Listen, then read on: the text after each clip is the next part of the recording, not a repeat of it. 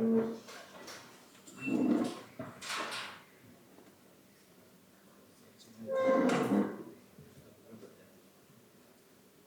perkara pidana atas nama terdakwa Muhammad Keri Adrianto Reza dibuka dan dinyatakan terbuka untuk umum. Sesuai dengan penundaan sidang yang lalu, hari ini akan dibacakan putusan atas perkara saudara.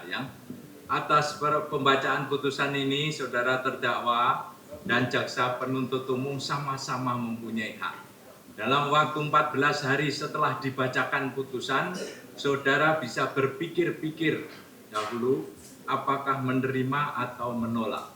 Dan sekali lagi, hak itu ada pada saudara dan ada pada jaksa penuntut umum. Oleh karena itu, saya minta kepada saudara, nanti silahkan saudara menggunakan hak. Dan kalau saudara menolak putusan ini, berarti putusan ini dianggap tidak ada, nanti yang dipakai putusan yang lebih tinggi, yaitu putusan kasasi. Demikian juga jaksa penuntut umum. Ya. Dalam pembacaan putusan ini, saya mohon maaf tidak baca secara keseluruhan karena kayak dakwaan, tuntutan, putusan PN dianggap terbacakan dalam pembacaan putusan ini. Saya akan mulai putusan nomor 17 garis miring sus garis datar TPK garis miring 2026 garis miring PT DKI. Demi keadilan berdasarkan ketuhanan yang Maha Esa, Pengadilan Tindak Pidana Korupsi pada Pengadilan Tinggi DKI Jakarta yang mengadili perkara-perkara tindak pidana korupsi pada tingkat banding telah menjatuhkan putusan terhadap terdakwa Muhammad Keri Adrianto Reza. Identitas selengkapnya tidak saya bacakan, dianggap terbacakan dalam pembacaan putusan ini. Terdakwa ditahan hingga sekarang ini. Terdakwa didampingi oleh penasihat hukumnya. Terdakwa diajukan di persidangan dengan dakwaan sebagai berikut, tidak saya bacakan, dianggap terbacakan juga dalam pembacaan putusan ini.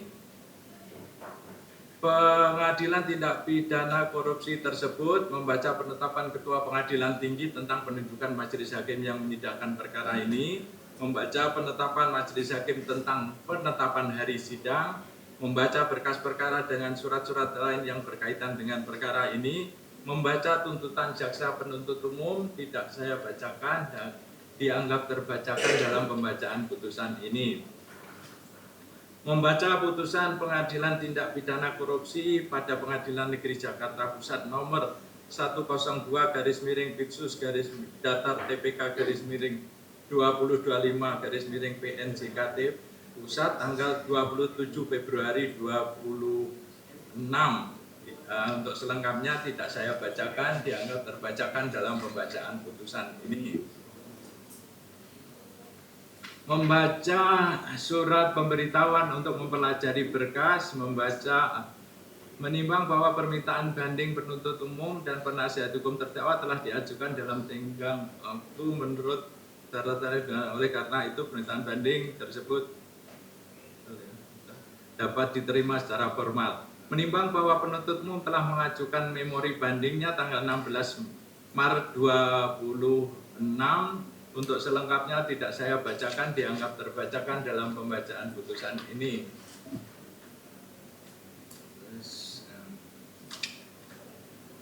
Menimbang bahwa penasihat hukum terdakwa telah mengajukan kontra memori banding yang disertai dengan alasan-alasan sebagai berikut, tidak saya bacakan, dianggap terbacakan dalam pembacaan putusan ini.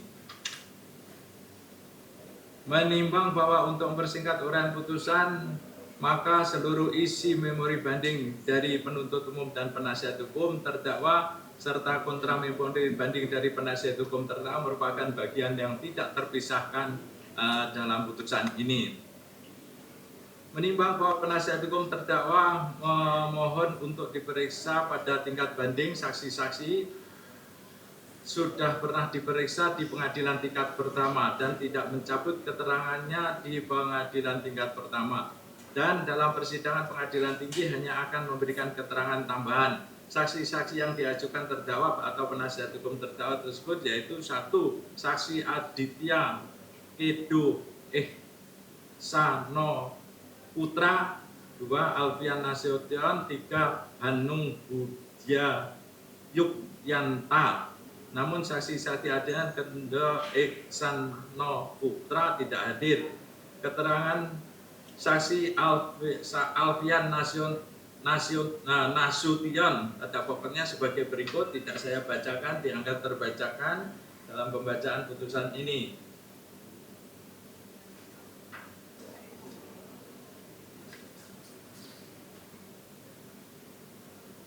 Atas keterangan saksi tersebut terdakwa tidak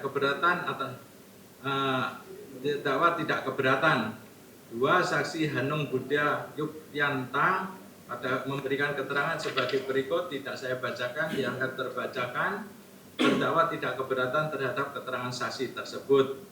Menimbang bahwa dalam memori banding dari penuntut umum maupun memori banding dari terdakwa, masing-masing mengajukan keberatan baik yang menyangkut hal-hal yang di luar maupun terkait pembuktian unsur-unsur tindak pidana yang didakwakan. Oleh karenanya, pertama akan dipertimbangkan hal bersifat umum menyangkut masalah di luar pembuktian, dan baru kemudian akan dipertimbangkan hal-hal pokok yang menyangkut pembuktian unsur tindak pidana. Menimbang bahwa dalam sistem peradilan pidana setelah berlakunya KUHP, sistem pemeriksaan peradilan pidana telah bergeser menuju karakteristik adversarial atau pertentangan di mana dua pihak bersaing, penuntut umum dan terdakwa, menyampaikan argumen dan bukti di hadapan pihak ketiga yang netral, yaitu hakim. Posisi penegak hukum dalam persidangan mempunyai peran yang krusial karena mereka berperan sebagai penjaga integritas sistem. Mereka adalah benteng terakhir. Jika integritas penegak hukum runtuh, maka kepercayaan masyarakat terhadap negara juga runtuh. Bahkan hakim diposisikan sebagai pihak yang mampu melakukan penemuan hukum ketika undang-undang tidak lagi relevan dengan perkembangan zaman. Pertama, posisi hakim mempresentasikan negara dalam memberikan keadilan. Posisi hakim harus paling seimbang. Posisi hakim harus paling seimbang di antara dua sektor. Posisi objektif hakim harus mendasarkan putusan pada alat bukti yang sah menurut undang-undang dan keyakinannya. Secara objektif, hakim tidak boleh memihak dan wajib menjaga jarak yang sama dengan penuntut umum maupun terdakwa. Posisi subjektifnya terletak pada keyakinan hakim. Meskipun bukti objektif ada, jika hati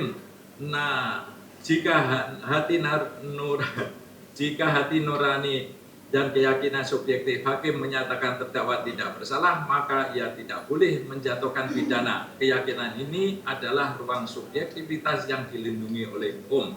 Dua, posisi jaksa penuntut umum. Jaksa memiliki peran ganda yang unik dalam persidangan.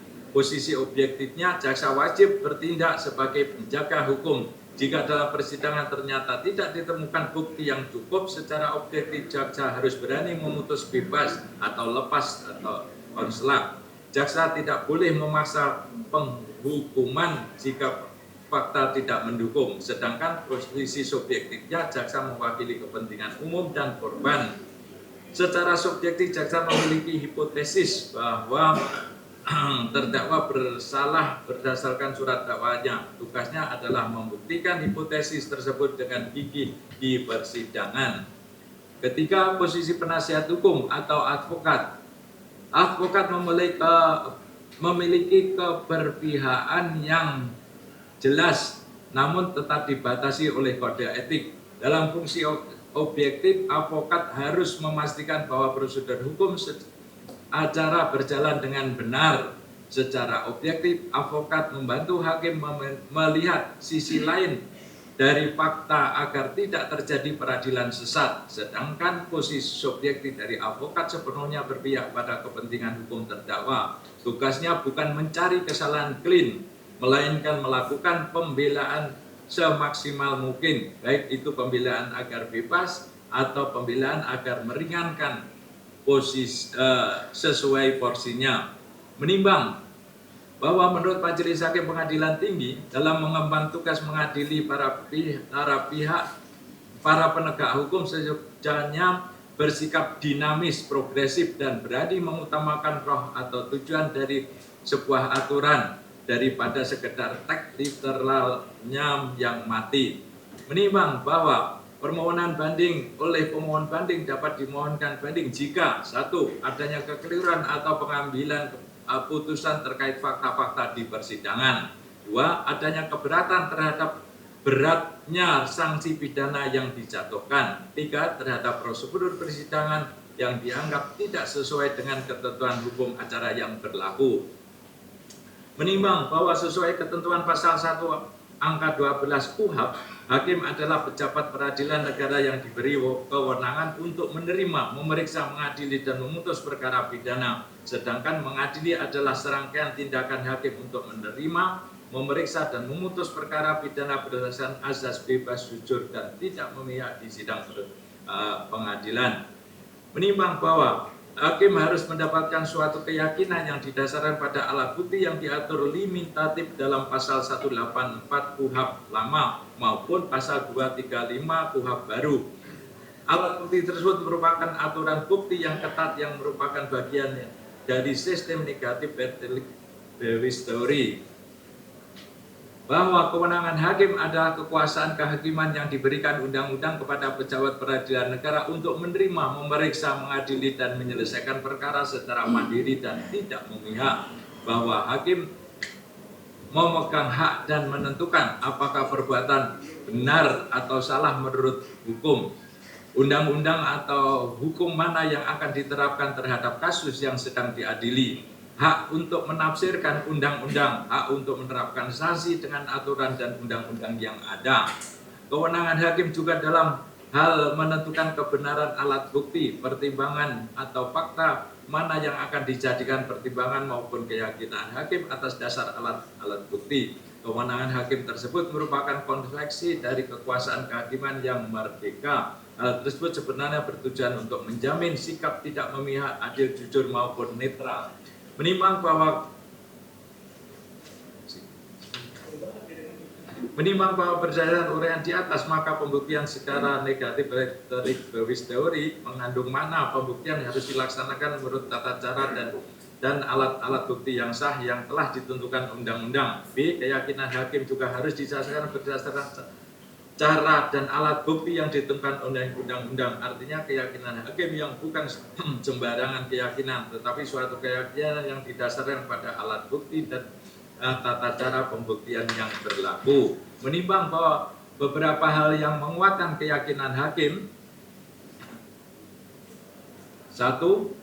Yaitu persesuaian antar alat bukti, berhubungan antara alat bukti dalam hal A. Kesesuaian keterangan saksi saling konsisten mengenai waktu, tempat, dan cara kejadian. B. Kesesuaian bukti surat saksi, isi rekaman chat atau dokumen transaksi keuangan yang sinkron dengan timeline yang disampaikan saksi atau terdakwa. 2. Kekuatan pembuktian ilmiah, bahwa bukti fiksi yang dianalisis secara saintifik memiliki bobot yang sangat tinggi untuk mengeliminasi keraguan. Misalnya rekaman CCTV akan menjadi saksi yang sangat kuat untuk menggambarkan peristiwa secara virtual. 3. Fakta terungkap di persidangan, persesuaian fakta atau keadaan yang karena persesuaiannya menandakan bahwa telah terjadi suatu tindak pidana.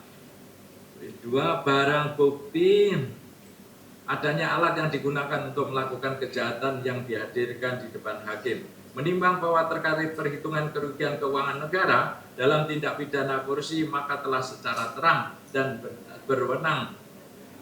Maka telah secara terang yang berwenang sesuai peraturan perundang adalah 1A.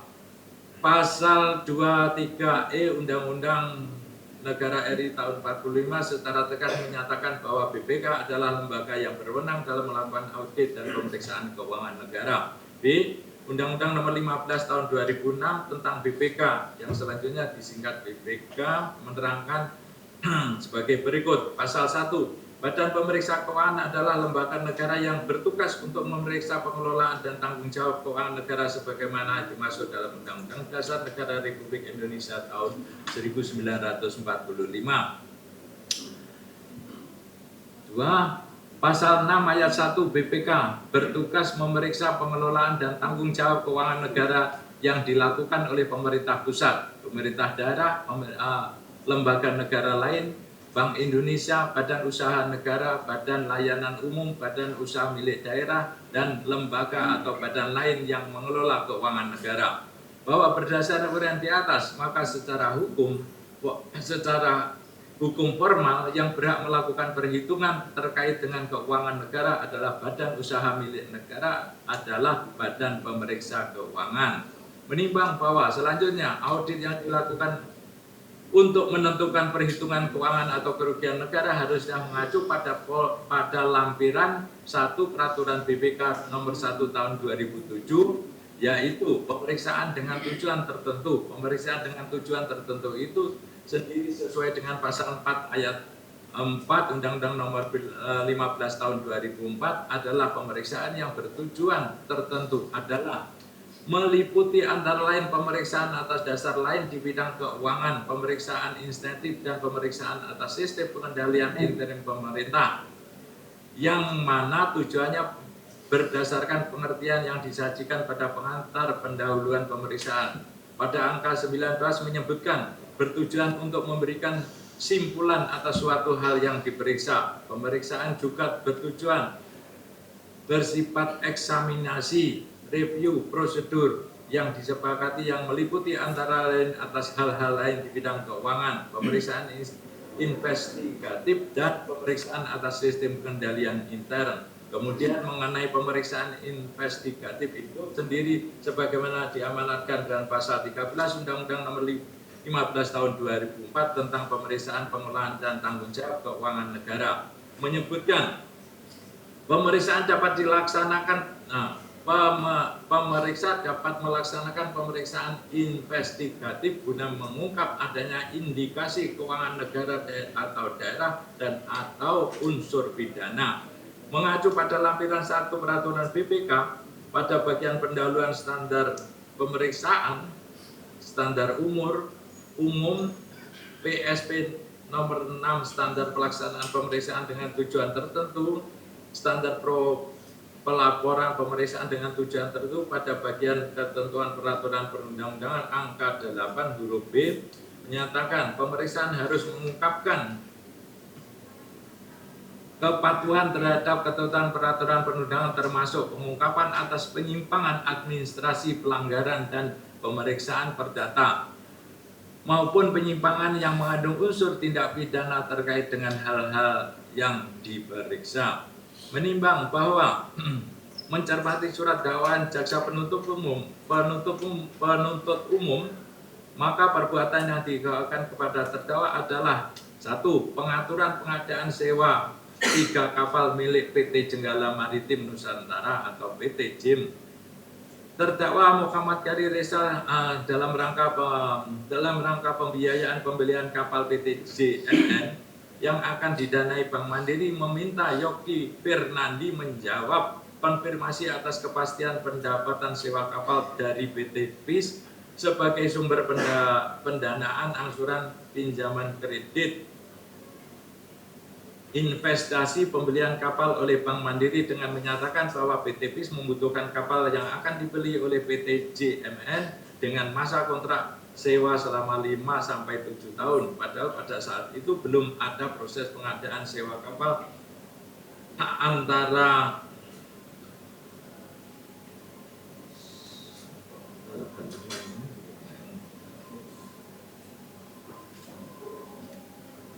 putusan nomor 102 Pitsu TPK PN Jakarta Pusat PT JIM dengan PT PIS.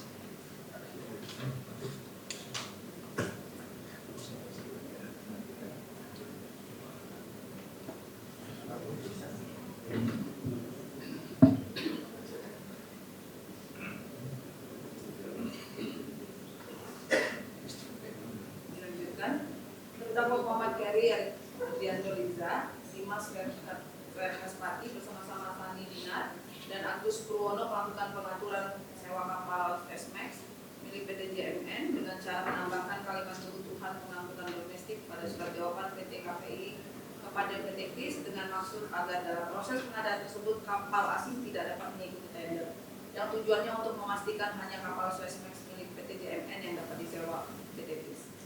Terdakwa Muhammad Keri, Dimas Pati bersama-sama Sani Dinar dan Agus Purwono melaksanakan proses pengadaan sewa kapal yang hanya bersifat formalitas, yakni kapal Jenggala Bago jenis MLGC milik PT JMN yang tidak memiliki izin usaha pengangkutan migas sebagai salah satu syarat pelelangan pengangkutan migas, namun tetap dimenangkan sebagai pemenang sewa kapal pengangkut migas.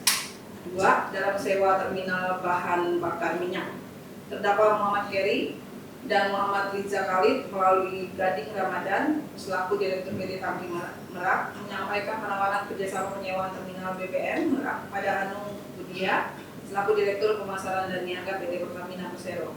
Meskipun mengetahui terminal BBM Merak tersebut bukan dimiliki PT Tangki Merak, tetapi terminal BBM Merak tersebut dimiliki oleh PT Tangki Merak.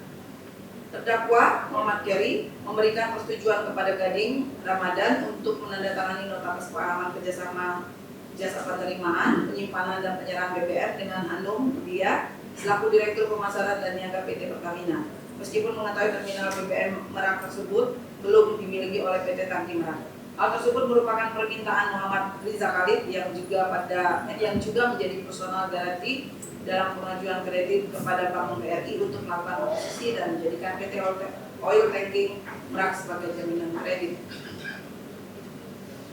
Terdakwa bersama dengan Muhammad Riza Khalid dan Gading melalui Irawan Prakoso mendesak Hanum Budia dan Alfian Nasution untuk mempercepat proses kerjasama penyewaan terminal BBM yang kemudian ditindaklanjuti oleh Hanum dan Alfian dengan meminta Direktur Utama PT Pertamina untuk melakukan penunjukan langsung kepada PT Pertamina. Menimbang bahwa terdakwa penasihat hukumnya berkeberatan atas pertimbangan putusan pengadilan tingkat pertama yang didasarkan atau merujuk kepada hal-hal yang terbuka di persidangan adalah keliru karena telah terdapat kelalaian ataupun kesalahan penilaian fakta oleh majelis tingkat pertama, yaitu 1. Dalam mempertimbangkan unsur mens rea dan unsur perbuatan melawan hukum. 2. Adanya kelalaian, keliruan, kesalahan, penilaian fakta, penilaian fakta dalam mempertimbangkan unsur kerugian negara. Yang 3 adalah keberatan tentang kelalaian, kekeliruan dalam mempertimbangkan dekriminalisasi kerugian BUMN berdasarkan Undang-Undang Nomor 16 Tahun 2025 tentang BUMN. 4. Pengadilan tingkat pertama tidak mempertimbangkan unsur kesengajaan yang dimaksud pasal 36 ayat 2 KUHP serta membuktikan pasal 36 ayat 2 KUHP. Putusan pengadilan tingkat pertama tidak mempertimbangkan ketentuan pasal 54 ayat 1 KUHP sebagai confundante gemotif. Putusan pengadilan tingkat pertama tidak mengutamakan keadilan yang diwajibkan pasal 53 KUHP. Menimbang bahwa terdakwa penasihat hukum mengajukan saksi-saksi sebagaimana tersebut di atas dan terhadap alat bukti saksi tersebut, majelis hakim mengacu kepada ketentuan KUHP bahwa kekuatan pembuktian keterangan saksi menganut prinsip bebas yang bertanggung jawab dan harus memenuhi syarat-syarat ketat yang diatur oleh undang-undang. Keberatan terdakwa penasihat hukum terhadap mens rea dalam unsur perbuatan melawan hukum. Menimbang bahwa majelis hakim pengadilan tinggi akan mempertimbangkan keberatan terdakwa atau majelis hukum terhadap mens rea dalam unsur perbuatan melawan hukum yang dijatuhkan kepada terdakwa sebagai berikut. Menimbang bahwa penilaian pembuktian saksi bersifat bebas dan tidak mutlak, artinya hakim tidak wajib mempercayai begitu saja keterangan saksi meskipun jumlah saksinya banyak. Hakim memiliki kebebasan untuk menilai kebenaran dari keterangan saksi tersebut. Menimbang bahwa sebaliknya bukti yang dipertimbangkan oleh pengadilan tingkat pertama tidak secara tegas mengesampingkan bukti keterangan saksi yang disampaikan oleh terdakwa penasihat hukum, bahwa pengadilan tinggi Jakarta berpendapat bahwa sependapat dengan pertimbangan majelis hakim tingkat pertama pada halaman 1546 sampai dengan halaman 1592 membuktikan adanya pelanggaran prosedur dan rekayasa yang dilakukan oleh terdakwa bersama-sama dengan Muhammad Riza Khalid, Gading Ramadan, Agus Purwono, Dimas Werespati, Hanung, Yogi Firnandi, Sandi Dinar, dan pihak terkait lainnya dalam melakukan pengadaan kapal di PT PIS dan pengadaan kerjasama sewa terminal BBM Merak yang tidak sesuai dengan ketentuan. Menimbang bahwa pengadaan sewa kapal PT PIS yang melibatkan pemilik perusahaan PT JMN yaitu terdakwa, pejabat PT PIS, Yogi Firnandi dan pejabat PT KPI untuk memenangkan PT JMN dalam tender dengan memberikan kepastian kontrak sebelum proses pengadaan sewa kapal PLGCC, Swesmek dan MRGC dilakukan oleh PT PIS dan memanipulasi dokumen persyaratan serta mengabaikan kelengkapan administrasi peserta pengadaan sewa kapal. Menimbang bahwa PT JMN, perusahaan milik terdakwa, berniat mengakuisisi kapal, berniat menyewakan kembali ke PT PIS ketika mengetahui PT Pertamina International Shipping memiliki rencana PKP 2023 untuk membeli kapal guna mengangkut minyak mentah impor, yaitu dengan cara PT JMN berencana membeli 3 kapal PLGC Gas Beril, Swesmek, dan MRGC Naswan dengan menggunakan pinjaman dari Bank Mandiri. Untuk meyakinkan Bank Mandiri, PT JMN melalui Keri Riza dan Gading Ramadan mendapatkan kepastian dari Yogi Fernandi selaku dirut PT PIS dan PT PIS bersedia menjadi penjamin pembayaran sewa. Atas permintaan terdakwa diadakan pertemuan antara Bank Mandiri dan PT PIS, di mana dalam pertemuan tersebut Yogi Fernandi memberikan konfirmasi bahwa kapal milik PT JMN akan diikutsertakan dalam tender PT PIS dan akan mendapatkan kontrak panjang hingga 7 tahun. Konfirmasi ini meyakinkan Bank Mandiri untuk memberikan kredit kebutuhan PT PIS untuk kapal Swesmek dan MRGC serta memberikan kepastian durasi kontrak total hingga 5 tahun untuk Swesmek dan 5-7 tahun untuk MRGC. Bahwa hal tersebut sesuai dengan keterangan saksi Aditya Rido yang menerangkan bahwa saat bertugas di divisi kredit, saksi menerima 2 pengajuan pembiayaan dari PT JMN. Pertama pada April 2023 untuk pembelian kapal PLGC dan kedua sekitar Juni atau Juli 2023 untuk kapal Swesmek dari MRGC. Kunjungan lapangan dilakukan 2 kali, pertama ke PT PIS dilakukan pada 8 Maret 2023, dihadiri oleh Yogi Fernandi dan PT PIS dan Gading serta Keri dari pihak nasabah, dan Maret pihak nasabah kami koreksi, dan kedua pada Juni 2023. Bahwa Yogi Fernandi menyampaikan bahwa PT JMN dengan 3 kapal tersebut akan mendapatkan proyek sehingga diberikan masa tenggang 6 bulan untuk memperoleh kontrak. Jika tidak berhasil, pembayaran harus dilunasi dari hasil penjualan kapal yang dijadikan agunan. Bahwa perjanjian kredit untuk kapal PLGC ditandatangani pada tanggal 28 Maret 2023 dengan nilai 59.290 USD. Bahwa pengajuan kedua untuk kapal Swesmek senilai 54,5 juta USD dan MRGC Neswan senilai 30,3 juta USD diajukan sekitar 3 Juni atau Juli 2023. Bahwa semua konfirmasi ini diberikan sebelum proses pengadaan atau tender resmi dilakukan oleh PT PIS. Menimbang bahwa untuk memenangkan tender, PT JMN terlebih dahulu memastikan bahwa kapal mereka yang akan bertender di Indonesia menjadi satu-satunya yang memenuhi syarat. Caranya melalui Dimas Werespati selaku komisaris PT JMN meminta Agus Purwono untuk membocorkan dan memanipulasi draft surat resmi ke PT KPI dengan menambahkan redaksi angkutan domestik ke dalam surat PT KPI atas permintaan PT JMN yang tujuannya untuk mengunci persyaratan tender agar hanya kapal berkendara Indonesia yang bisa ikut berdasarkan atas kabotase Undang-Undang Nomor 17 2008. Syarat ini juga diperlukan oleh Bank Mandiri karena kapal akan dijadikan agunan. Selain itu, berdasarkan peraturan Menteri SDM, kapal berbendera Indonesia mengangkut migas harus memiliki izin untuk pengangkutan. Akan tetapi PT JMN pada saat itu mengikut tender mengakui sedang dalam proses pengurusan izin dan tidak melampirkan surat izin yang disyaratkan. Meskipun tidak memenuhi syarat administrasi tersebut, pada tanggal 11 Oktober 2023 PT JMN tetap ditetapkan sebagai pemenang tender oleh manajer ship catering PT PIS.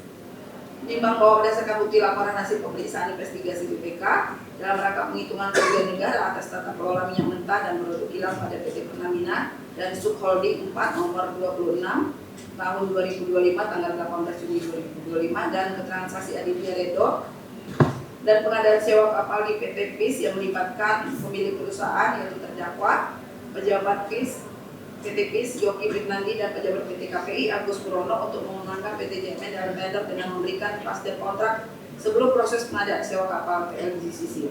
Fesmek dan MRGC dilakukan oleh PT PIS dan memanipulasi dokumen persyaratan, serta mengabaikan kelengkapan administrasi beserta pengadaan sewa kapal. Bahwa saat bertugas di divisi kredit, saksi Aditya Redo menerima 2 pengajuan pembiayaan dari PT JMN. Pertama pada April 2023 untuk pembelian kapal PLGC, dan kedua Juli 2003 untuk kapal Fesmek dengan MRGC.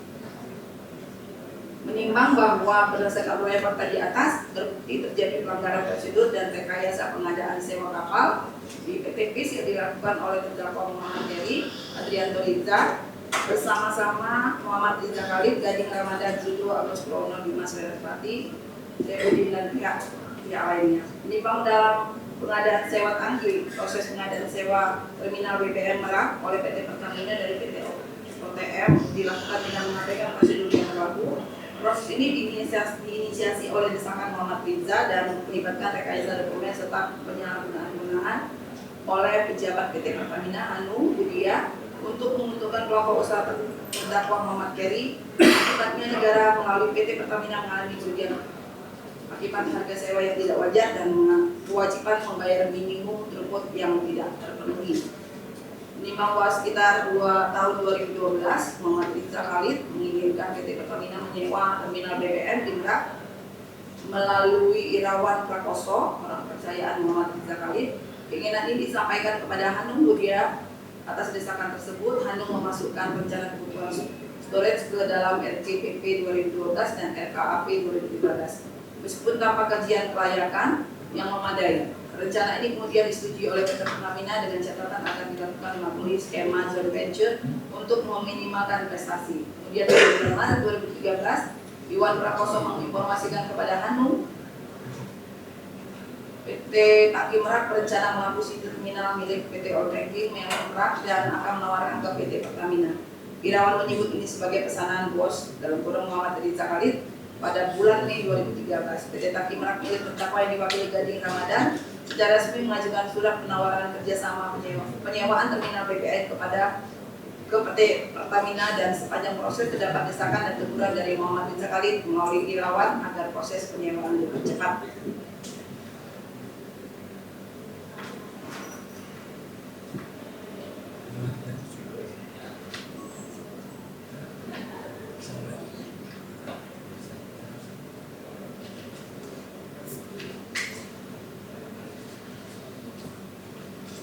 Proses pengadaan sewa terminal BBM oleh PT Pertamina dari PT OTM melakukan dengan mengabaikan prosedur yang berlaku dan diinisiasi atas desakan Muhammad Riza Khalid dan melibatkan rekayasa dokumen serta penyalahgunaan wewenang oleh pejabat PT Pertamina untuk menguntungkan kelompok usaha terdakwa sebagaimana bukti laporan pemeriksaan investigatif dalam rangka penghitungan kerugian negara atas tata kelola minyak mentah dan produk kilang pada PT Pertamina dan Subholding, dan keterangan saksi Alfian Nasution bahwa pada saat pengajuan sewa Tangki Merak belum mengakuisisi semua Tangki Merak, bahwa saksi Alfian Nasution pernah bertemu dengan Irawan Prakoso dan mendengar teguran dari Irawan Prakoso kenapa proses perjanjian ini lama, dan dijelaskan ini menjadi masih dalam proses kajian Peranata UI, bahwa ada permintaan dari Gary untuk kontrak selama 10 tahun, bahwa Tangki Merak belum memiliki kerjasama maka akan dilengkapi dengan condition of presiden, bahwa saksi pernah 2 kali dipanggil Hanung dan ada Irawan Prakoso. Irawan Prakoso adalah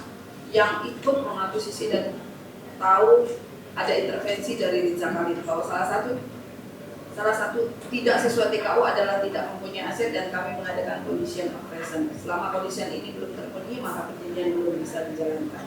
Menimbang bahwa sekitar bulan Februari sampai dengan bulan Maret 2013, Hanung Budia bertemu dengan Irawan Prakoso. Di dalam pertemuan tersebut, Irawan Prakoso menginformasikan kepada Hanung bahwa terdapat fasilitas terminal tangki yang akan dijual. Irawan Prakoso menyatakan akan mengambil alih dan akan menawarkan tangki BBM tersebut kepada PT Pertamina. Atas tawaran tersebut, Hanung merespon dengan mempersilahkan kepada Irawan Prakoso untuk memasukkan surat penawarannya. Irawan Prakoso menyampaikan kepada Hanung Budia bahwa ini pesanannya bos, yaitu tentang rencana pembelian tangki timbun petrol tangki Merak yang dan akan disewakan kepada PT Pertamina. Hanung Budiah kemudian mengaitkan dengan penyampaian Gelaya Karen Karina yang sangat dekat dengan Muhammad Riza Khalid yang pada saat Indonesian Proclaim Association Conference mengatakan bahwa Hanung Ibu Tiga Yuktianta akan menjadi Direktur PT Pertamina. Sehingga kemudian pada akhirnya Hanung Budiah menyadari ditempatkan sebagai Direktur Pemasaran dan Niaga PT Pertamina adalah dengan tujuan mengakomodir Pertamina Muhammad Riza Khalid tentang rencana penyewaan tangki merak kepada PT Pertamina. Sebagaimana bukti laporan hasil pemeriksaan investigasi BPK dalam rangka penyelundupan kerugian negara atas tata kelola minyak mentah dan produk kilang pada PT Pertamina dan Sub Holding nomor 26 tahun 2025 tanggal 18 Juni 2025. Menimbang bahwa bulan Oktober 2013 asesmen internal PT Pertamina menemukan bahwa PT Tangki Merak tidak memiliki pengalaman dan aset di bidang penyimpanan BBM. Akan tetapi atas desakan dari Muhammad Riza Khalid membuat proses tetap dilanjutkan pada konsultan dari UI, Pranata UI dan kajiannya merekomendasikan skema full acquisition dengan throughput fee wajar sebesar 5,6 USD sampai 6,5 USD per KL dan opsi akuisisi aset di akhir kontrak. Kemudian pada bulan Januari 2014, Anu mengirim memo ke Dirut PT Pertamina untuk dengan alasan yang dibuat untuk membenarkan perlunya sewa terminal Merak seperti strategis dan keamanan pasokan, meskipun sebenarnya PT Pertamina memiliki terminal lain yang bisa dimaksimalkan. Menimbang bahwa pada April 2014 Hanung mengajukan izin prinsip penunjukan langsung kepada Dirut Pertamina dengan alasan diperbolehkan oleh pedoman pengadaan. Padahal syarat penunjukan langsung seperti krisis pasokan atau hanya pada satu penyedia tidak terpenuhi karena ada penyedia jasa jenis lainnya. Setelah proses negosiasi disepakati throughput fee dasar sebesar 6,5 USD per KL dengan skema bertingkat untuk kelebihan volume. Di hari yang sama pada tanggal 22 Agustus 2014, PT Tangki Merak mengakuisisi PT Oil Tanking Merak. Bersamaan dengan itu kontrak sewa jangka panjang juga langsung ditandatangani PT Pertamina diwakili oleh Hanung dan PT Oil Tanking Merak diwakili Gading yang berlaku selama 10 tahun dengan minimum throughput 288.000 KL per bulan dan tarif dasar US 6,5 USD. Kontrak ditandatangani meskipun proses pengadministrasi belum seperti pendaftaran vendor baru diajukan setelah 27 Agustus 2014 dan kondisi persyarat lainnya belum ada. Realisasi awal 2014-2015 jauh di bawah minimum throughput, hanya sekitar 45,2% yang berpotensi merugikan PT Pertamina karena tetap harus membayar biaya minimum. Berdasarkan audit internal PT Pertamina atau SPI dan BPKP kemudian menemukan sejumlah kejanggalan. Throughput fee terlalu tinggi. Berdasarkan perhitungan ulang nilai wajar hanya sekitar 3,75 USD per KL, sementara kontrak awal USD 6,5 per KL USD. Proses pengadaan tidak sesuai ketentuan atau penunjukan langsung tidak sah, vendor tidak terdaftar, tidak ada verifikasi berjenjang antara kajian konsultan, penggunaan mata uang asing juga merugikan negara secara fluktuasi kurs. Menimbang bahwa selama periode 2014 sampai 2024 PT Pertamina telah membayar 2,9 triliun kepada PT OPM. Sebagian dana tersebut digunakan untuk hal yang tidak terkait langsung dengan operasional seperti pengeluaran tanpa dasar jelas yang dicatat sebagai other marketing cost dan Gading Ramadan Judo sebesar 176,39 miliar rupiah. Pembiayaan go-off di Thailand yang diikuti oleh pejabat Pertamina dan pihak terkait sebesar 380 juta rupiah. Menimbang bahwa sebagai pemilik manfaat utama dari perusahaan yang menjadi mitra PT Pertamina yaitu PT OTM, Muhammad Kelly terdakwa adalah pihak yang paling diuntungkan dalam aset yang disewakan karena semua keuntungan dari kontrak sewa yang pada akhirnya akan mengalir kepadanya melalui struktur kepemilikan sahamnya. Menimbang bahwa untuk melawan hukum bermakna bertentangan dengan hukum. Oleh karenanya merujuk kepada regulasi yang dilanggar oleh perbuatan terdakwa Muhammad Keri Adrian Riza yang telah diuraikan dalam pertimbangan pengadilan pertama pada halaman 1584 sampai dengan 1592. Menimbang bahwa berdasarkan pertimbangan tersebut di atas, maka telah terbukti perbuatan melawan hukum yang dilakukan terdakwa bersama-sama dengan Agus Prono, Dimas Werhaspati, Gading Ramadan Judo dan pihak lainnya. Dengan demikian keberatan dari pihak terdakwa atau penasihat hukumnya terkait kekeliruan mempertimbangkan mensrea dalam unsur melawan hukum tidak beralasan dan tidak berdasarkan hukum serta harus dinyatakan ditolak. Keberatan terdakwa penasihat hukum terhadap unsur merugikan uang negara atau perekonomian negara.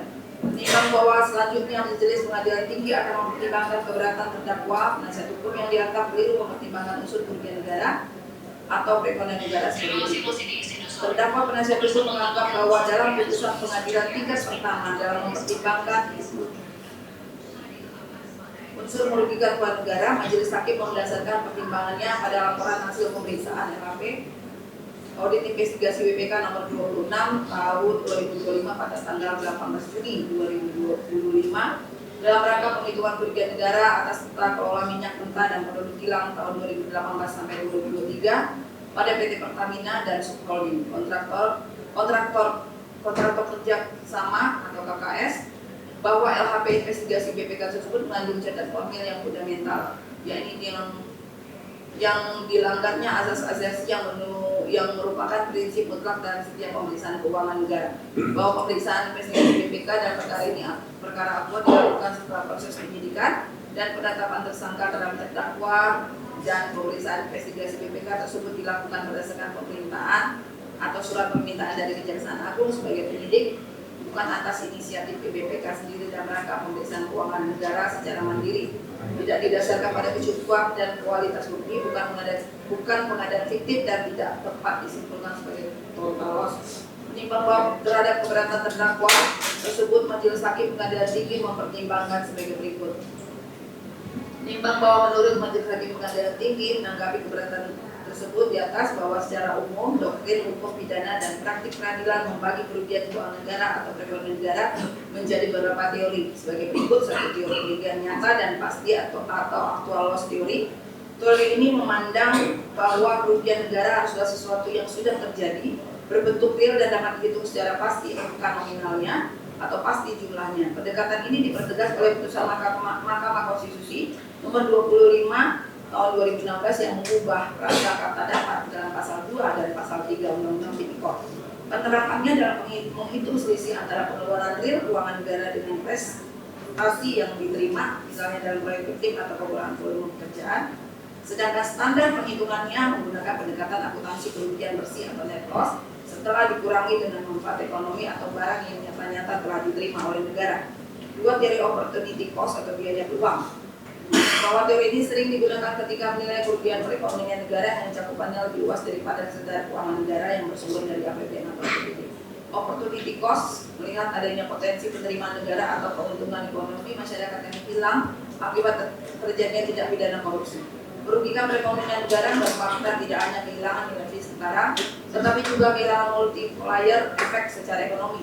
Misalnya kerugian lingkungan yang membutuhkan biaya pemulihan atau hilangnya kesempatan investasi yang sah. 3, metode pendekatan perhitungan ahli.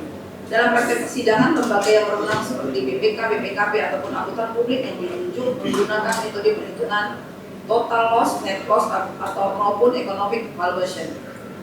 Pada itu dalam surat edaran Mahkamah Agung RI nomor 4 tahun 2016 menegaskan bahwa instansi yang secara konstitusional berwenang mendeklar atau menilai kerugian keuangan negara adalah BPK. Namun demikian, hakim dalam prakteknya dapat mempertimbangkan hasil perhitungan dari BPKP, penyidik atau ahli independen selama didasarkan pada bukti yang valid, nyata dan pasti. Perkembangan hukum mengenai lembaga yang berwenang menentukan kerugian keuangan negara dipertegas dalam putusan MK nomor 28 PUU 24 tahun 2026 secara eksplisit menyatakan bahwa Badan Pemeriksa Keuangan adalah satu-satunya lembaga yang secara konstitusional memiliki wewenang untuk menyatakan dan menetapkan jumlah kerugian negara yang bersifat final. Menimbang bahwa Majelis Hakim Pengadilan Tinggi mempertimbangkan alasan juridis, dogmatis dan praktis dalam menilai laporan hasil pemeriksaan audit BPK sebagai berikut. Pertama, bahwa status BPK sebagai lembaga negara yang dibentuk oleh Undang-Undang Dasar 45 Pasal 23E yang secara eksplisit memberi kewenangan untuk memeriksa pengelolaan dan tanggung jawab tentang keuangan negara. Hakim melihat bahwa BPK memiliki legal standing tertinggi dan mandat asli dari konstitusi. Kedua, secara institusional Mahkamah Agung telah memberikan koridor yang jelas bagi para hakim melalui surat edaran Mahkamah Agung nomor 4 tahun 2016 yang antara lain menegaskan instansi yang secara konstitusional berwenang mendeklar atau menyatakan adanya kerugian keuangan negara adalah BPK. Ketiga, adanya azas praxisiolus naik kausa atau praduga keabsahan LHP BPK melekat asas presumpsi Causa artinya laporan tersebut harus dianggap sebenar dan sah menurut hukum sampai ada pembuktian yang sangat kuat di persidangan yang menurut hukum. Lagi yang sangat kuat di persidangan yang mampu meruntuhkan validasi. Keempat, hakim adalah ahli hukum bukan ahli akuntansi atau keuangan. Ketika dihadapkan dengan kerugian perhitungan kerugian keuangan negara atau perekonomian negara, hakim membutuhkan LHPBPK yang memberikan formula matang yang siap dikonversikan hakim ke dalam unsur pasal merugikan keuangan negara atau perekonomian negara.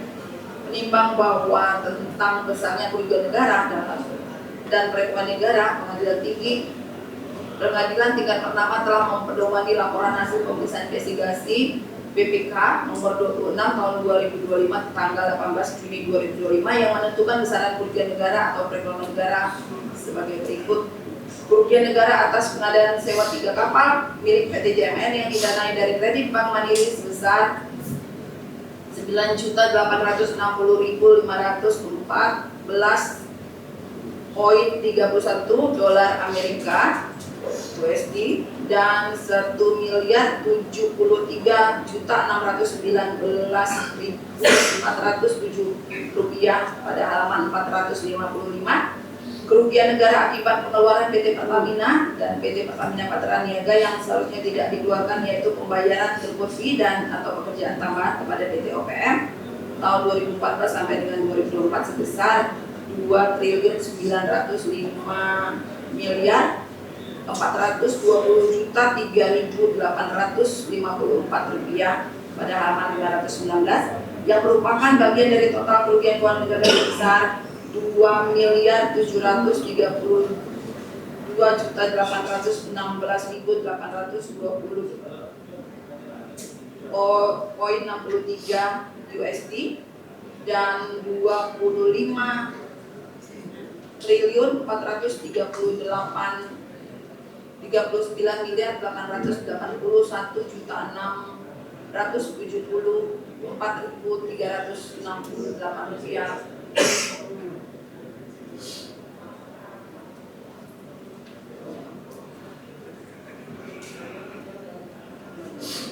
Menimbang bahwa selain kerugian negara juga terdapat kerugian perekonomian negara, bahwa berdasarkan laporan analisis kerugian perekonomian negara akibat perkara dugaan tindak pidana korupsi dalam tata kelola minyak mentah dan produk kilang pada PT Pertamina, subholding dan kontraktor, kontrak kerjasama atau KKS pada periode 2018 sampai dengan 2023 nomor 002 /01 /SK SIAR 6 Romawi 2025 tanggal 19 Juni 2025.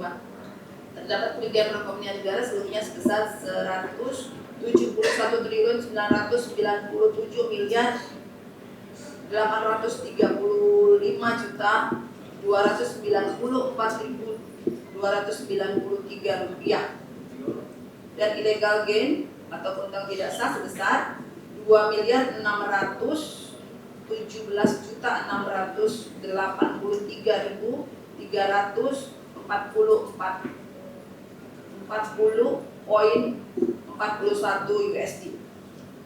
Menimbang bahwa berdasarkan pertimbangan-pertimbangan tersebut di atas, maka keberatan dari terdakwa atau penasihat hukum yang terkait dengan kerugian negara atau perekonomian negara tidak beralasan dan berdasarkan hukum serta harus ditolak.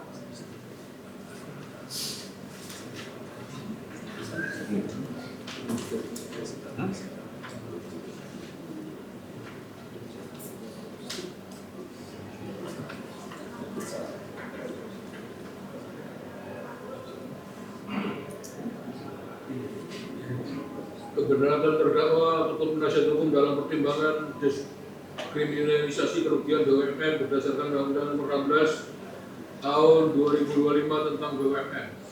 Menimbang bahwa selanjutnya Majelis Pengadilan Tinggi akan mempertimbangkan keberatan terdakwa atau penasihat hukum yang dianggap keliruan Majelis Hakim tingkat pertama dalam mempertimbangkan dekriminalisasi kerugian BUMN berdasarkan Undang-Undang Nomor 16 Tahun 2026 tentang BUMN.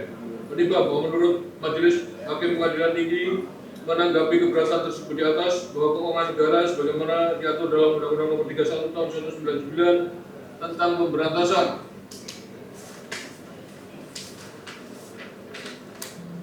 tindak pidana korupsi sebagaimana diubah dengan Undang-Undang Nomor 20 Tahun 2001 tentang perubahan Undang-Undang Nomor 31 Tahun 1999 tentang pemberantasan tindak pidana korupsi. Dalam penjelasannya menjelaskan bahwa keuangan negara adalah seluruh kekayaan negara dalam bentuk apapun yang dipisahkan atau yang tidak dipisahkan, termasuk di dalamnya segala bagian kekayaan negara dan segala hak dan kewajiban yang timbul karena a. berada dalam penguasaan, pengurusan, dan pertanggungjawaban pejabat lembaga negara baik di tingkat pusat maupun di daerah.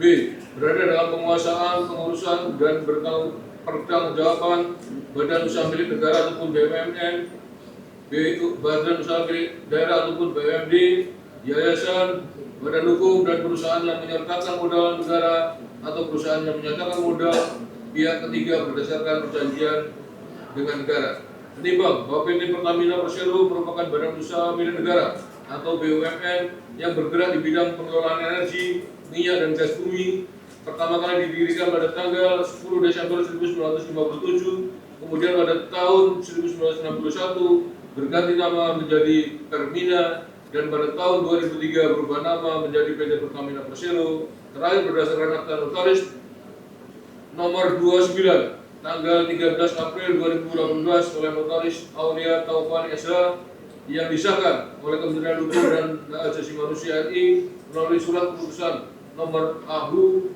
0008395.AH.01.02 tahun 2018 tanggal 13 April 2018 yang sahamnya 100% dimiliki oleh pemerintah. Menimbang bahwa berdasarkan surat keputusan Direktur Utama nomor SK 18/C 00000/2020 /SO tanggal 12 Juni 2020 tentang struktur organisasi dasar PT Pertamina Persero. PT Pertamina memiliki beberapa anak perusahaan ataupun subholding, antara lain 1. PT Pertamina Hulu Energi atau PHE. Yang kedua, PT Kilang Pertamina Internasional atau PT KPI. Yang ketiga, PT Pertamina Patraniaga atau PT PPN. Yang keempat, PT Pertamina Gas Negara atau PT PGN. Bahwa PT Kilang Pertamina Indonesia ataupun KPI menjalankan operasi kilang, kemudian PT Pertamina International Shipping atau PIS menjalankan usaha pengangkutan, sedangkan PT Pertamina Patraniaga ataupun PPN menjalankan penjualan produk kilang, diantaranya adalah gas oil. Menimbang bahwa PT Pertamina International Shipping atau PIS merupakan anak perusahaan PT Pertamina ataupun subholding shipping dan integrated maritime logistik yang komposisinya dalam saham PT PIS adalah sebagai berikut. PT Pertamina Persero memiliki 99,95% saham dan PT Pertamina PDV Indonesia 0,05%. Dengan demikian PT Pertamina Persero merupakan pemegang saham pengendali dan mayoritas pemegang saham PT PIS, sedangkan sisanya dimiliki oleh PT Pertamina PDV Indonesia. Menimbang bahwa PT PIS merupakan anak perusahaan BUMN Pertamina yang memegang sahamnya dan mengendalikan perusahaannya adalah PT Pertamina Persero.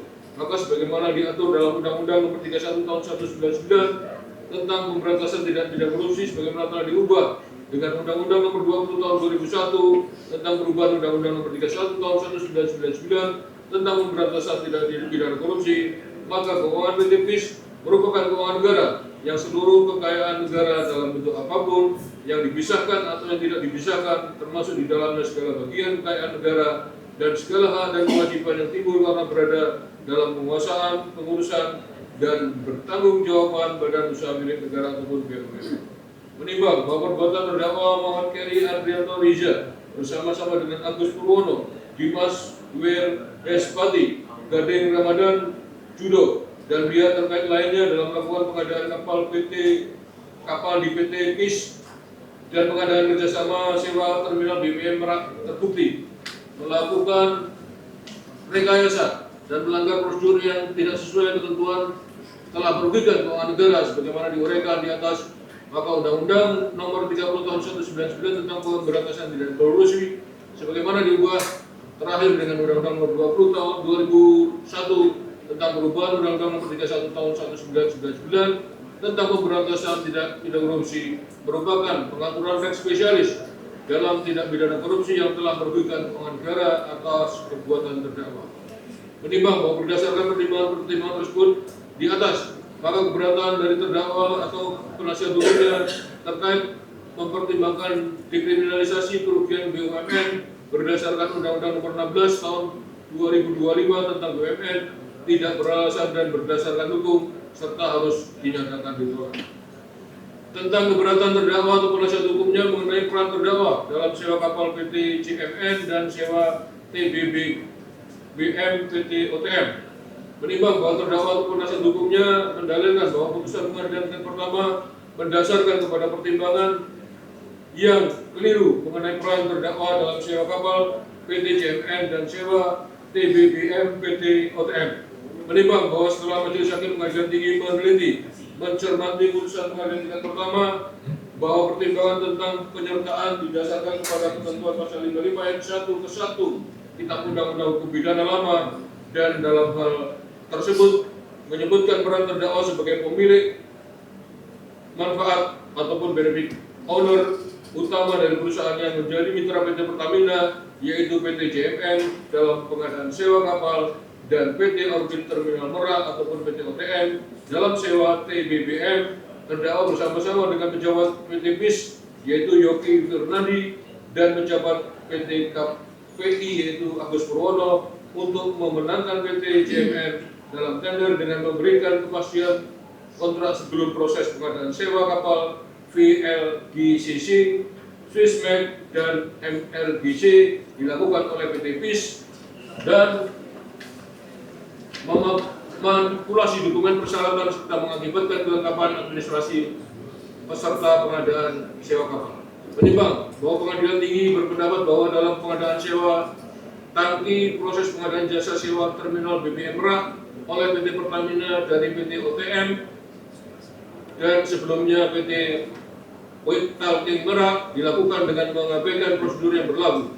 Proses ini diinisiasi atas desakan Muhammad Rizal Khalid dan melibatkan rekayasa dokumen serta penyalahgunaan wewenang oleh pejabat PT Pertamina, dalam hal ini adalah Hanung Budia Yudhyanta dan kawan-kawan, untuk menguntungkan kelompok usaha terdakwa Muhammad Keri Adrianto Riza. Akibatnya negara melalui PT Pertamina mengalami kerugian akibat keluarga sewa yang tidak wajar dan kewajiban membayar minimum throughput yang tidak terpenuhi sebagaimana telah diuraikan di atas. Menimbang bahwa terdakwa Muhammad Keri Adrianto Riza adalah pihak yang paling diuntungkan dari kapal dan tangki terminal BBM yang disewakan, karena semuanya keuntungan dari kontrak sewa pada akhirnya akan mengalir kepada terdakwa melalui struktur kepemilikan sahamnya.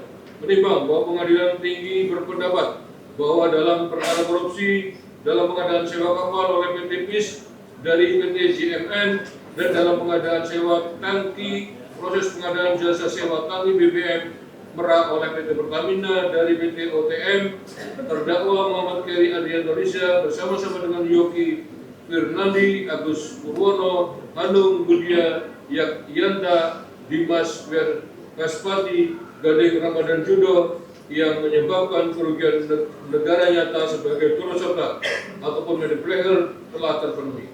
Menimbang bahwa terdakwa ataupun penasihat hukumnya telah mengajukan tambahan bukti di muka persidangan Pengadilan Tinggi sebagai berikut. 1. Bukti pertama T51 nota pembelaan pledoi pribadi atas nama Hanung Budia Yudhyanta tertanggal 27 April 2026 dalam perkara nomor 154 garis miring Bitsus garis miring TPK garis miring 2025 PN Jakarta Pusat. 2. Bukti T522 nota pembelaan atau pledoi pribadi atas nama Alfian Nasution tertanggal 27 April 2026 dalam perkara nomor 151 Bitsus garis miring TPK garis miring 2025 garis miring PN Jakarta Pusat.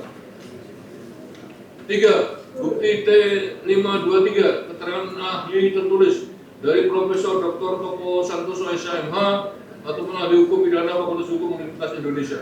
Menimbang bahwa tambahan bukti T521 dan T522 yang diajukan oleh terdakwa ataupun penasihat hukumnya pada pokoknya merupakan pendapat pribadi yang dipergunakan dalam perkara lain yang merupakan argumen ataupun pendapat dari pihak yang berperkara dan seluruh bukti yang diajukan di pengadilan tingkat pertama menurut pertimbangan majelis hakim telah cukup sebagaimana pertimbangan majelis hakim pengadilan tinggi dalam perkara ini.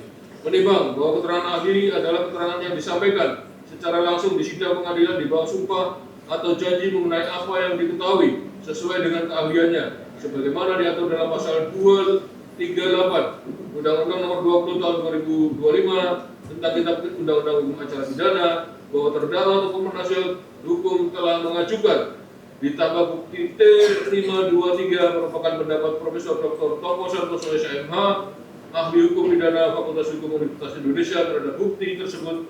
Majelis Hakim Pengadilan Tinggi berpendapat bahwa bukti tersebut merupakan pendapat yang tidak mengikat bagi Majelis Hakim Pengadilan Tinggi dan seluruh bukti baik berupa surat, saksi dan keterangan ahli yang diajukan di pengadilan tingkat pertama menurut pertimbangan Majelis Hakim telah cukup sebagaimana bahan pertimbangan Majelis Hakim Pengadilan Tinggi dalam perkara ini. Menimbang bahwa mengenai surat-surat ataupun buku yang dikirimkan kepada pengadilan tinggi di luar persidangan menurut Majelis Pengadilan Tinggi bukan merupakan bukti yang sah, oleh karenanya tidak dipertimbangkan oleh Majelis Hakim Pengadilan Tinggi. Menimbang bahwa oleh karena pertimbangan pengadilan tingkat pertama telah diperbaiki oleh pengadilan tingkat banding yang pada kesimpulannya bahwa dakwaan primer telah terbukti dalam perbuatan terdakwa, selanjutnya akan dipertimbangkan mengenai keberatan penuntut umum sepanjang mengenai pidana pokok berupa pidana penjara, pidana tambahan uang pengganti dan pemblokiran aset dan rekening milik terdakwa.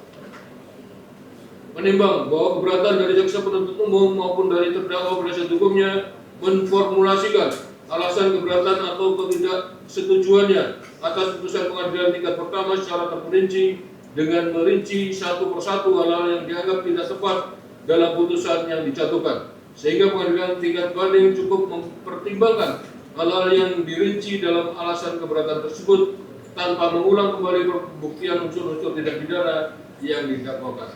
Menimbang bahwa penuntut umum berkeberatan atas putusan pengadilan tingkat pertama yang menyatakan sebagai berikut. Pemidanaan yang dijatuhkan kepada terdakwa masih tergolong ringan dan belum mempertimbangkan peran sentral terdakwa Muhammad Keri Arianto Isya dalam persidangan terbukti sebagai pihak yang menerima keuntungan dari perusahaan ulangi dari perbuatan melawan hukum tersebut sehingga menyebabkan kerugian keuangan negara yang sangat besar sehingga putusan tersebut belum memenuhi rasa keadilan masyarakat serta belum memberikan efek jerah. Putusan Majelis Hakim dalam perkara aku belum mempertimbangkan peran sentral terdakwa Muhammad Keri Arianto Isya selaku benefit ownership PT Tangki Merak dan PT Orbit Terminal Merak atau PT OTM.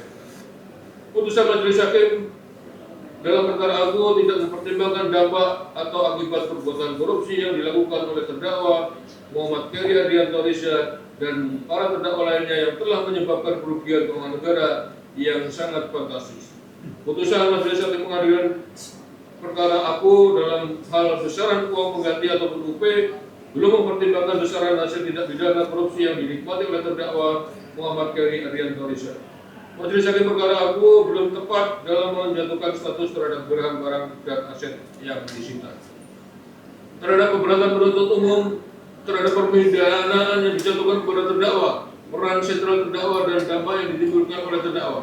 Menimbang bahwa atas keberatan penuntut umum terkait pemidanaan yang dijatuhkan masih tergolong ringan, Majelis Hakim Pengadilan Tinggi berpendapat bahwa penjatuhan pidana sebagaimana akibat perbuatan terdakwa dalam perkara korupsi, pengadaan kapal PT PIS melalui PT JMN dan pengadaan tangki BBM oleh PT Pertamina melalui PT OTM, di mana terdakwa sebagai benefit owner yang telah merugikan negara dalam jumlah yang besar dan termasuk dalam kategori berat, maka penjatuhan hukuman di dalam putusan pengadilan tingkat pertama selama 15 tahun penjara telah memenuhi rasa keadilan masyarakat dan menimbulkan efek jerah.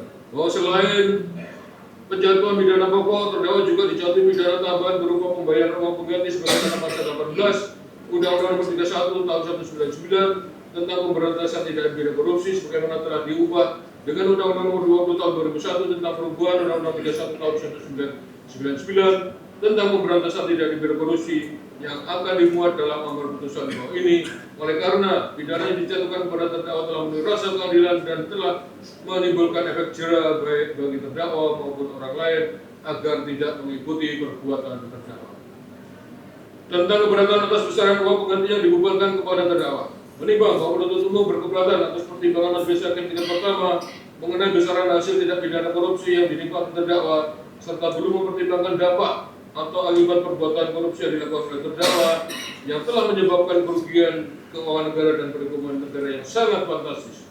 Menimbang bahwa atas keberatan penuntut umum tersebut, Majelis Hakim Pengadilan Tinggi berpendapat bahwa besaran kerugian keuangan negara dan perekonomian negara dideklar oleh BPK sebagai instansi yang secara konstitusional memiliki kewenangan untuk menghitung kerugian keuangan negara dan atau perekonomian negara. Maka secara hukum formal yang berhak melakukan perhitungan terkait dengan keuangan negara dari Badan Usaha Milik Negara adalah Badan Pemeriksa Keuangan atau BPK. Dengan demikian, Majelis Hakim Pengadilan Tinggi mempercayai validitas angka kerugian tersebut.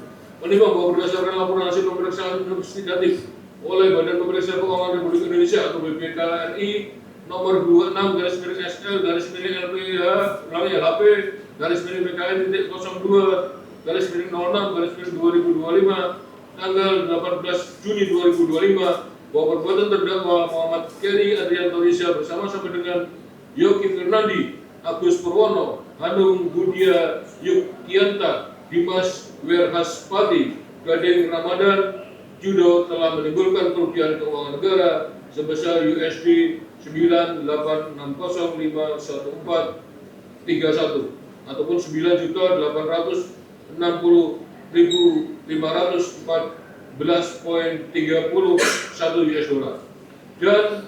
2.993.622.901 rupiah yang terdiri dari 9.860.514,31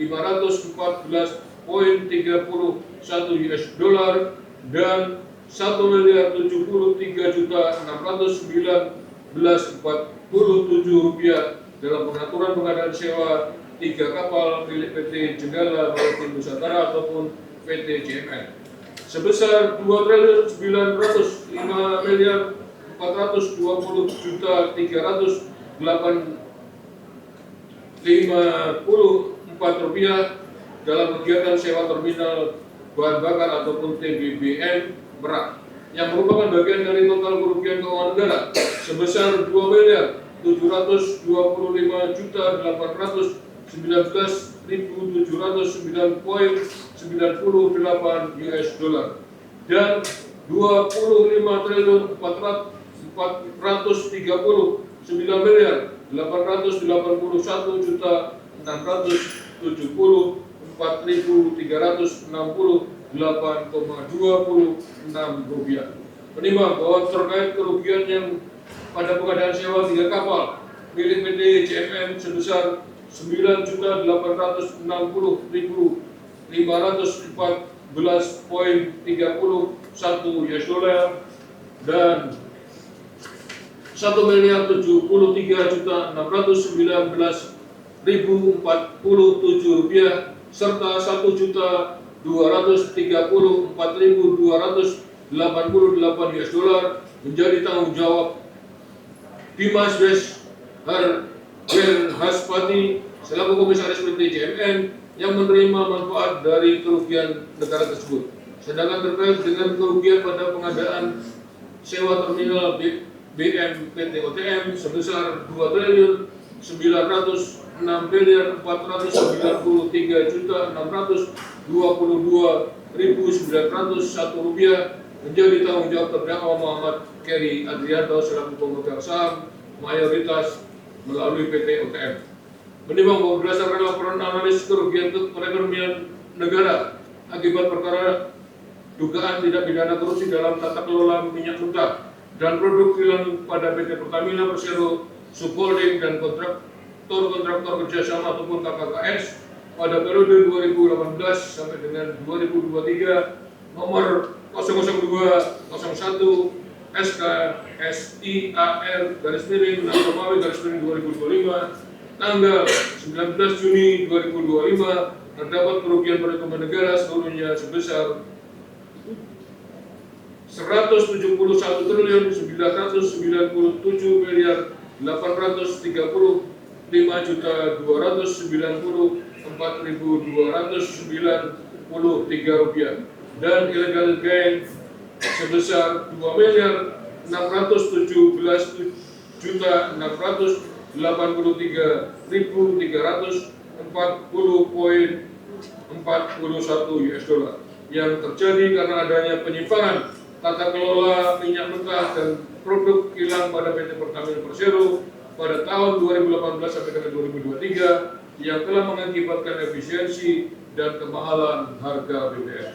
Menimbang untuk memulihkan kembali keuangan dan perekonomian negara ke dalam keadaan semula, para terdakwa dibebankan juga uang pengganti akibat kerugian perekonomian negara yang ditimbulkan secara proporsional masing-masing sebagai berikut. 1. Terdakwa Muhammad Keri Ardianto dibebankan uang pengganti sebesar Rp10.500 miliar. 2.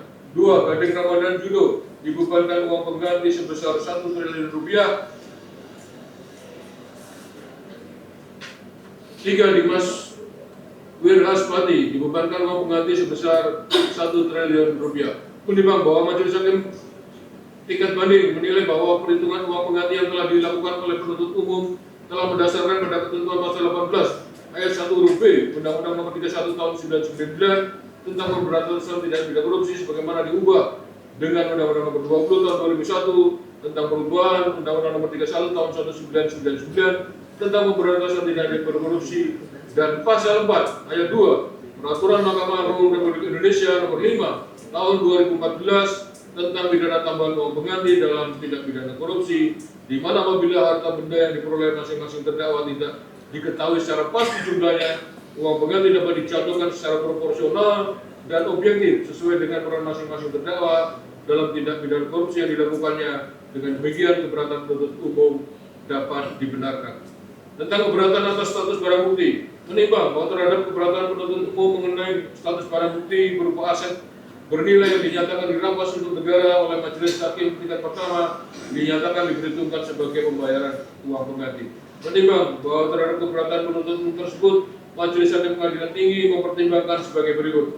Menimbang Majelis Hakim tingkat pertama dalam putusannya menyatakan bahwa aset berupa tanah yang diblokir pada tahap penyidikan dirampas untuk negara dan diperhitungkan sebagai pembayaran uang pengganti. Menimbang bahwa berdasarkan uraian di atas bahwa akibat perbuatan terdakwa dalam pengadaan sewa terminal BBM PTO PM telah merugikan keuangan negara sebesar Rp2.493.622.191 bahwa terdakwa selaku pemilik PTO PM sekaligus penerima manfaat dari hasil kerugian negara tersebut dibebankan untuk membayar uang pengganti. Selain itu terhadap kerugian perekonomian negara, terdakwa juga dibebankan untuk uang pengganti sebesar Rp10.500 miliar. Menimbang bahwa oleh karena terdakwa telah dibebankan pembayaran uang pengganti sebesar Rp2.993.620.901 dan Rp10.500 miliar, maka seluruh aset yang diblokir pada tahap penyidikan dirampas untuk negara dan untuk diperhitungkan sebagai pembayaran uang pengganti. Menimbang bahwa keberatan penuntut umum terkait aset yang diblokir pada tahap penyidikan dirampas untuk negara saja tidak beralasan dan tidak berdasarkan hukum serta harus dinyatakan ditolak. Menimbang bahwa berdasarkan pertimbangan-pertimbangan tersebut di atas, setelah memperhatikan keadaan-keadaan yang memberatkan dan meringankan, Majelis Hakim Pengadilan tingkat banding berpendapat bahwa penjatuhan pidana pokok penjara yang diputuskan oleh Majelis Hakim tingkat pertama telah sesuai dengan kesalahan terdakwa dan telah memenuhi rasa keadilan dan memberikan efek jerah bagi terdakwa dan orang lain agar tidak melakukan perbuatan korupsi sehingga perlu dikuatkan.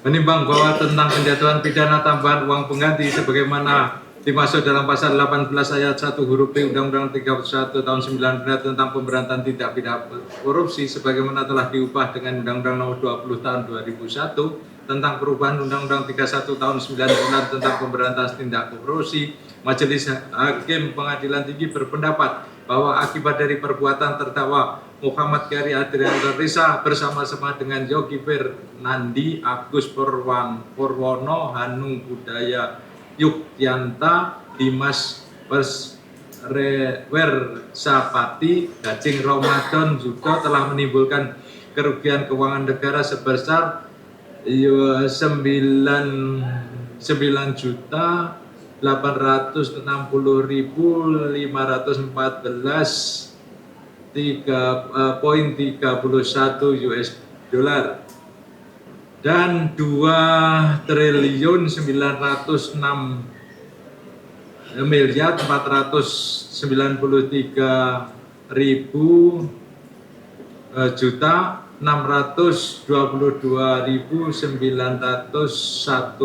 rupiah yang terdiri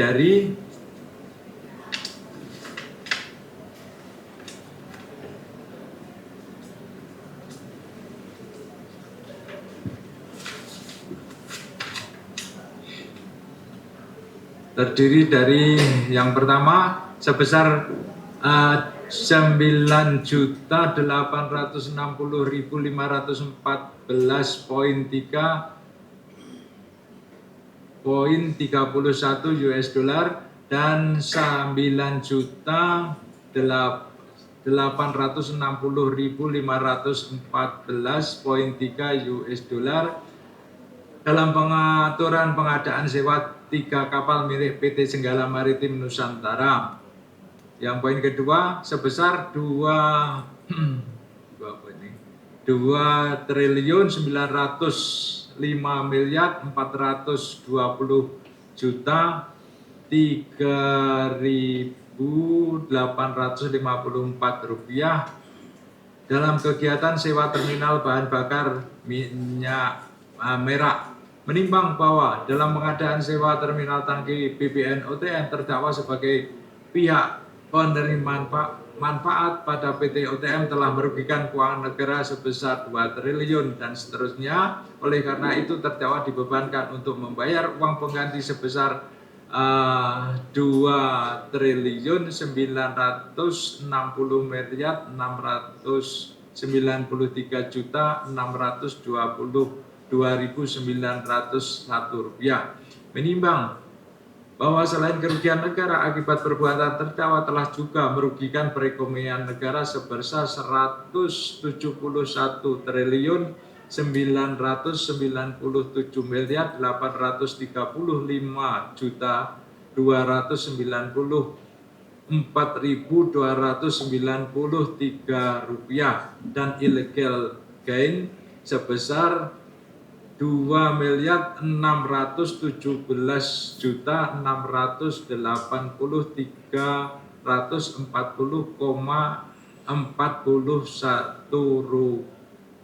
US dollar.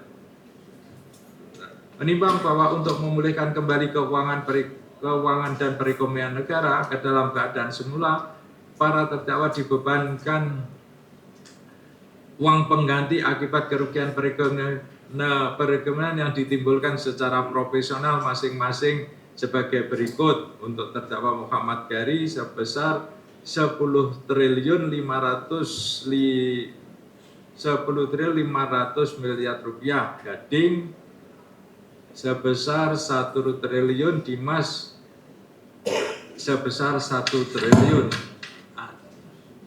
Menimbang bahwa dengan demikian mengenai memori banding dari penuntut umum dan penasihat hukum terdakwa tidak perlu dipertimbangkan lagi karena Majelis Pengadilan Tinggi telah mempertimbangkan di atas dengan menguatkan dan mengupas sebagaimana pertimbangan Majelis Hakim tingkat pertama. Menimbang bahwa berdasar pertimbangan tersebut maka putusan Pengadilan Tindak Pidana Korupsi pada Pengadilan Negeri Jakarta Pusat nomor 102/TPK/TPK/2025/PNJKT Pusat tanggal 27 Februari 2006 yang dimintakan banding tersebut harusnya diubah amar putusannya mengenai lama pidana pokok penjara, lamanya pidana penjara pengganti denda dan besaran jumlah uang pengganti serta lamanya pidana penjara pengganti uang pengganti sehingga amar selengkapnya sebagai tersebut di dalam diktum putusan ini. Menimbang bahwa mengenai lamanya terdakwa ditangkap dan ditahan dikurangkan seluruhnya dari pidana yang dijatuhkan. Menimbang bahwa karena menurut pendapat Majelis Hakim Pengadilan Tinggi tidak ada alasan yang cukup untuk mengeluarkan terdakwa dari tahanan, maka menetapkan agar terdakwa tetap dalam tahanan. Menimbang oleh karena terdakwa dinyatakan bersalah dan dijatuhi pidana, maka kepadanya harus dibebani untuk membayar biaya perkara dalam 2 tingkat peradilan. Mengingat aturan-aturan yang berkaitan dalam perkara ini mengadili menerima permohonan banding dari penuntut umum dan penasihat hukum terdakwa tersebut, mengubah putusan pengadilan tindak pidana korupsi pada Pengadilan Negeri Jakarta Pusat nomor 102/Pitsus-DATR-TPK-2025/PNJKT PST tanggal 27 Februari 2026 yang diminta banding sepanjang mengenai besaran jumlah uang pengganti dan lamanya pidana penjara pengganti uang pengganti, sehingga amar selengkapnya sebagai berikut. Menyatakan terdakwa Muhammad Keri Adrianto Risa telah terbukti secara sah dan meyakinkan bersalah melakukan tindak pidana korupsi secara bersama-sama sebagaimana dalam dakwaan primer. Menjatuhkan pidana kepada terdakwa oleh karena itu dengan pidana penjara selama 15 tahun dan pidana denda sejumlah 500 juta rupiah dengan ketentuan apabila denda tersebut tidak dibayar, maka harta kekayaan terpidana disita dan dilelang oleh jaksa untuk membayar denda tersebut, dan apabila tidak mencukupi maka diganti dengan pidana penjara pengganti selama 140 hari. Menjatuhkan pidana tambahan kepada terdakwa untuk membayar uang pengganti akibat kerugian negara sebesar 2.993.622.901 rupiah dan membayar uang pengganti akibat kerugian perekonomian negara sebesar 10.500 miliar rupiah jika terpidana tidak membayar uang pengganti paling lama dalam waktu 1 bulan sesudah putusan pengadilan yang telah memperoleh kekuatan hukum tetap, maka harta bendanya dapat disita oleh jaksa dan dilelang untuk menutupi uang pengganti tersebut. Dalam hal terpidana tidak mempunyai harta benda yang mencukupi untuk membayar uang pengganti, maka dipidana dengan pidana penjara selama 10 tahun.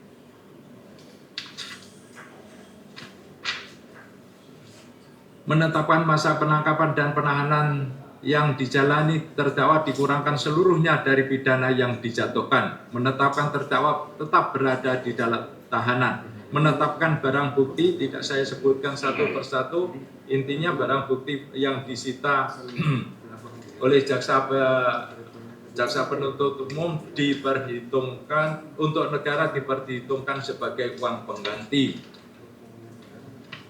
Membebankan kepada terdakwa membayar biaya perkara sejumlah Rp2.500. Demikian diputuskan dalam rapat permusyawaratan Majelis Hakim Pengadilan Tinggi tanggal 2 Juni 2026 oleh Budi Susilo sebagai Ketua Majelis, didampingi oleh Catur Irianto, Pandu Budiono,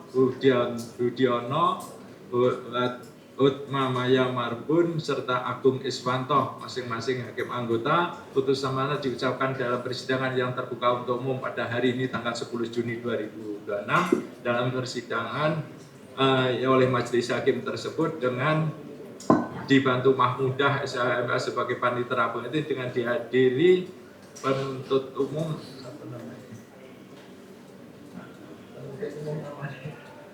umum dan terdakwa serta penasihat hukum. Demikianlah pertimbangan menjatuhkan putusan atas perkara saudara. Saudara terdakwa, hak-hak saudara telah kami beritakan kepada saudara. Silakan saudara menggunakan hak yang ada pada saudara, demikian jaksa penuntut umum.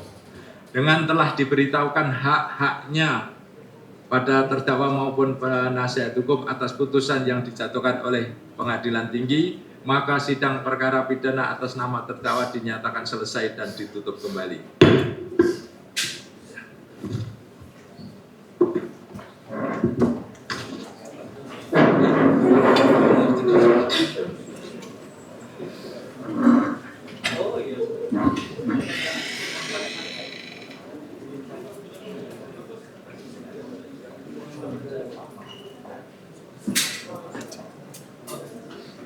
Pemanggilan